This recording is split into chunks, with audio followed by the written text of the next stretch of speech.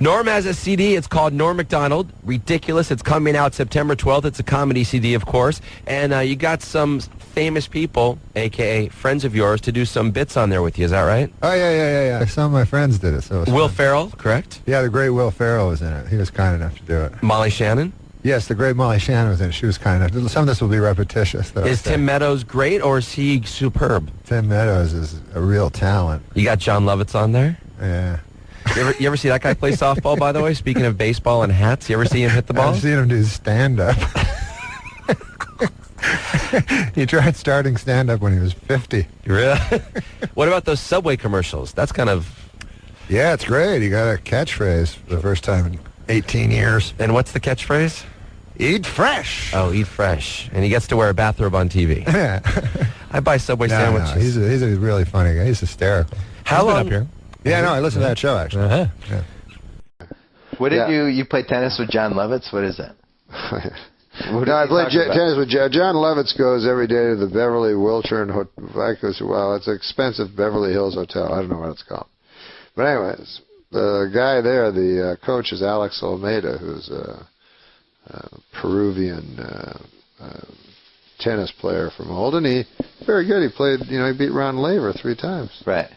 And so he's 60 or whatever, but a Peruvian 60. Does that mean he's a young 60 or yeah, an old 60? He's a young 60. Yes, sexy. Peruvian 60, I like that. Yeah, Peruvian 60. So you could still imagine him with a lady. Right. You know what I mean? Like my father when he was 60, it would be hard to imagine. Yeah. But a Peruvian, you right. can imagine. You can easily imagine. You know what I'm saying? Yeah. Because my father, he doesn't know. He'd get you a Casio watch to a lady. That would be his thing. But these guys, they're more champagne on your spine, my darling. It's a whole different thing. Anyways, so it has nothing to do with his way with the ladies, the story. But John Lovitz got lessons from him every single day at this hotel. Yeah. So then he told me that he was really good at tennis. So I was like, I could beat you. You just assume you can beat John Lovitz in anything, right? Yeah. Because I played tennis 4 times. Yeah. I figured that's about what it would take to beat John Lovitz. So I said, yeah, I'll play it, And he goes, you'll never beat me. I play everybody you're talking about. I go, no, I'll play anything you want. So I go to the place, and I'm in my jeans and a leather jacket. I don't have clothes for tennis. I only played 4 times. So I get there, and they give me a club and everything, and a tennis racket. And I know, clearly, I'm going to beat John Lovitz. So we start playing, and, I just keep tinking them over a little bit, the little backspin, near the net, whatever that shot's called. So Lovitz lumbers over, and he can never get to it, And so I just beat him like 6-0 in the first set. So he starts thinking I'm doing something illegal by tinking it over the net. The backspin backhand or whatever? Yeah. He's never seen this. He thinks you're supposed to hit it to him. Oh. So he starts complaining because he's like, I play Alex and I can beat him. He's talking about beating Alex Almeida, the pro, the tennis 60-year-old Peruvian. Yeah. He thinks. So I said, well, what? He goes, I beat him. I play him every day. And I go, well, Lovitz, this, a tennis pro is one of their big skills is they hit the ball so it will land on your racket. Right. So wherever you're standing, the ball is right there. Yeah. And he's like, that's not true. Then he was convinced that I could beat Alex Almeida. He said, you've never seen anything like this, Alex. He tinks it over the net. So this is Lovitz. So then I played, and then he wanted to really win, and he kept playing me, and I said, oh, God.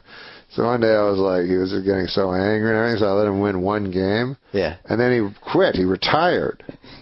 On top. Yeah, calling himself the champ. Like John Elway. Yeah, exactly. He won 1 game. He goes, doesn't matter. So whoever won last. That's what they do in boxing.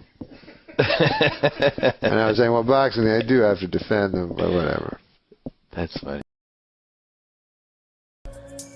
I need your love. You free my mind. I need your love. Yeah, you free my mind. Still in line. What What happened the time you and Norm Macdonald played tennis? There's a story that he showed up in a leather jacket and jeans. Yeah, I know. I know. He tells that story, and I don't know why he's so into it. Oh, it's But I play a tennis funny all the visual. time. It's a funny visual. Him Well, dressed like it's- that. What he left out is that we're playing, and he you know, I play all the time. He never plays, right? But he can get the ball, but he dinks it back, and he has no rhythm.